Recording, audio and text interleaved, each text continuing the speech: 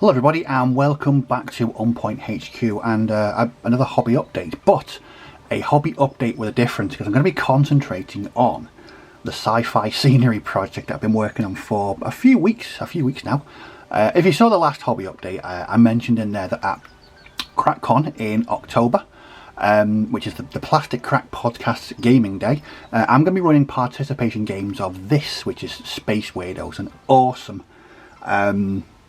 sci-fi game, sci-fi skirmish, low figure count, small playing area, excellent mechanics, fast paced, just a wonderful game from Garsky Games. I'm going to be running games of this throughout the day.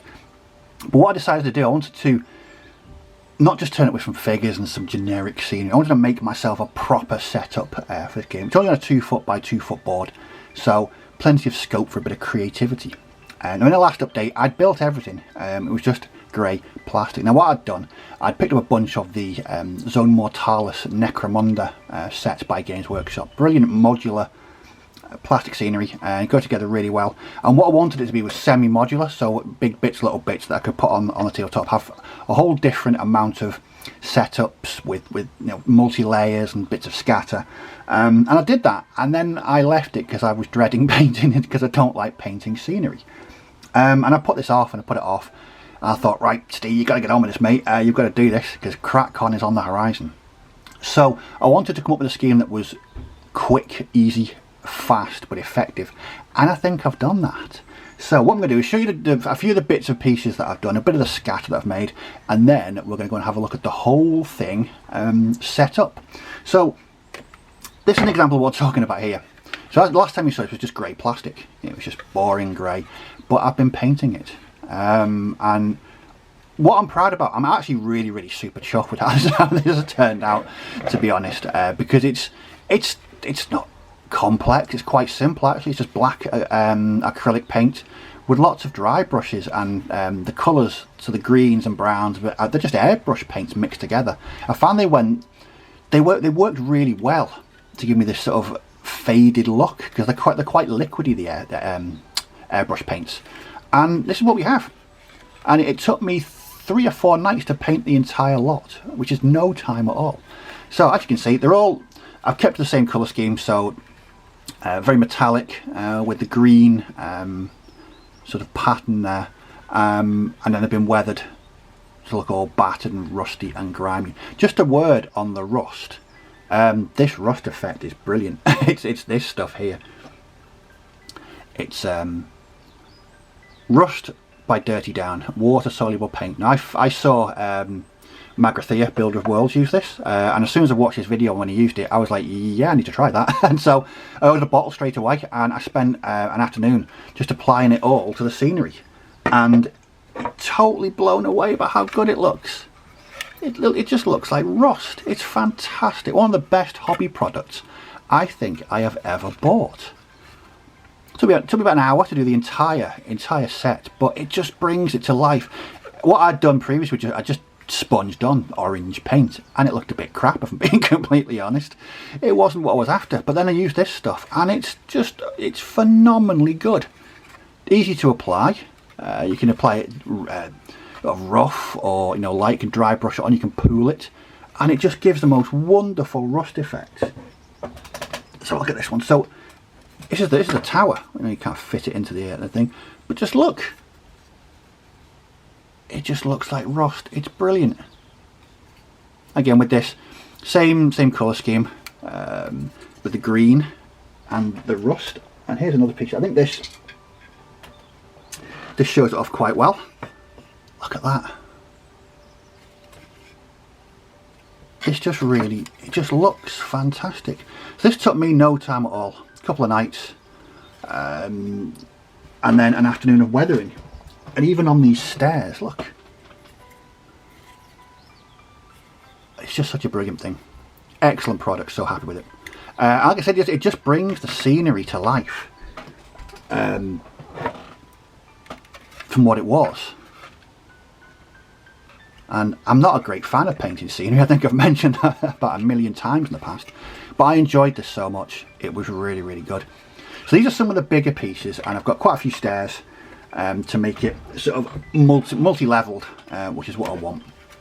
So we'll put those two together like that. I mean, it looks really good. And he's going to be on 2 foot by 2 foot board. You know, connected by ladders and walkways, etc. But I didn't stop there. No. I even added some scatter, because with Space Weirdos you want lots of cover. So I made this. So I picked up one of the Mantic terrain crates, and it came with this, which is it's like a hospital bed, like a gurney, and a little medical box there. I ended up making like an underworld doctor's surgery out of spare bits and pieces that were left over from the Zone Mortalis build. So again, it's going to add a bit of personalisation to the games. Look at that, you got a little. I mean, I wouldn't fancy visiting this doctor. I can't imagine it'd be generally very good for your health and safety, turning up at this place. But again, it's just something quite quick to paint, quite roughly, you know, put together, but it was really, really good. And there was some other scatter as well that I've built. So this is just bits and pieces from the Mantic terrain crate.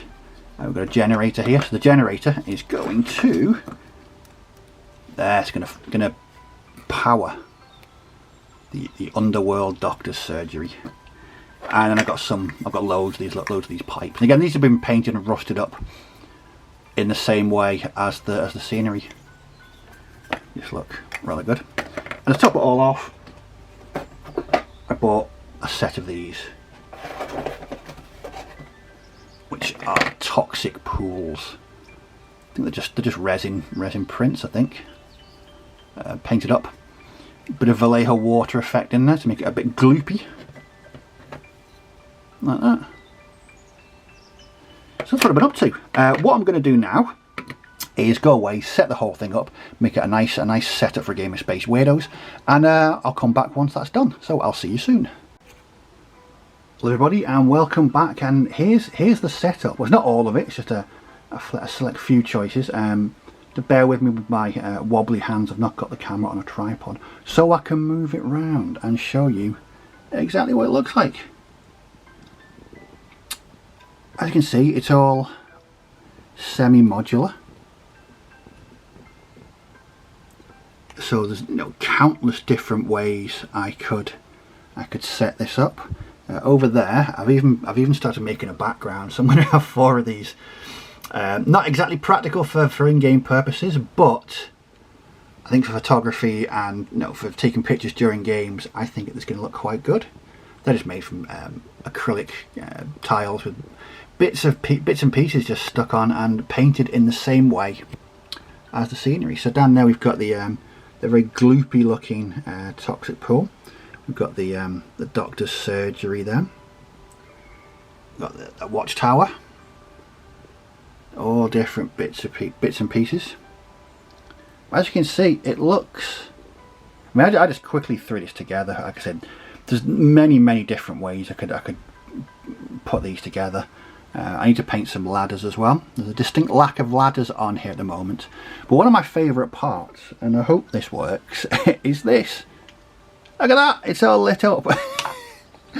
So this was sort of a last minute idea that I wanted to do. I wanted to have lights. Now this idea is, I've got to give props to Warhammer Man.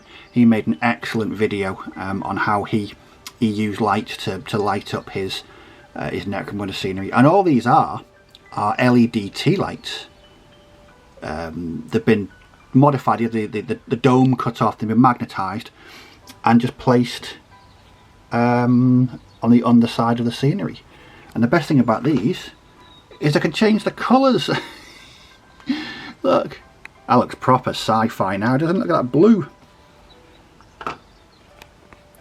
And it's just a really simple way of adding a bit of ambience to your gaming. Some few close-up shots of what it looks like. I like the green. The green has a proper sci-fi feel about it. What I need to do, as you can see, most of them are clear plastic at the moment, so I've been painting them in the same manner as the rest of the scenery, to make them blend in a bit more. there's that excellent rust effect. Look at that. I'm so chuffed with that. Again, apologise for the shaky camera work. I just thought it'd be easier to show you this way. As you can see, it's a 2x2 board.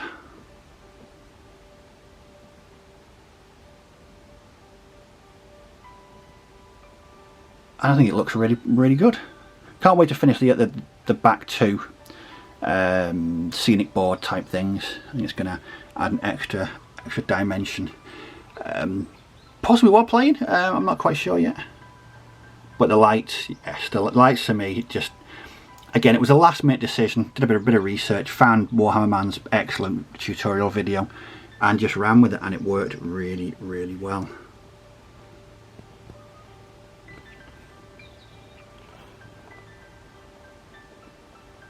But that's what I've been up to. So, is it finished? 95% finished, I would say. I've got a bit more scatter to make. I've got to paint all the lights. And there's a few bits and pieces that I need to do to it to make it all up and running for CrackCon. But for my first proper, over 30 years in the hobby, it's my first proper scenery project. I'm really happy with the way it's turned out. I can't wait to get this to Derby and CrackCon and play quite a few games of Space Weirdos on it with the people that are coming. Just another look at the backboards there. They were really simple to make. I made them about a couple of hours to make them. But this is going to look so good with some figures on it and games of Space Weirdos. Or even, you could play Stargrave on this. You could play all manner of skirmish games. I'm looking forward to using this for many different games. But there we go, quick video on what I've been up to with my scenery. I've been quite busy on this, and I'm really happy with the way it's turning out. It's just really nice. Well, I hope you found this video useful if you're making your own scenery. Got any comments about this or gaming in general, just leave them in the comments section below, and I'll certainly respond to all comments and questions. But as always, thanks for watching, do take care, may your dice roll well, and I'll catch you all in the next video. So bye bye for now.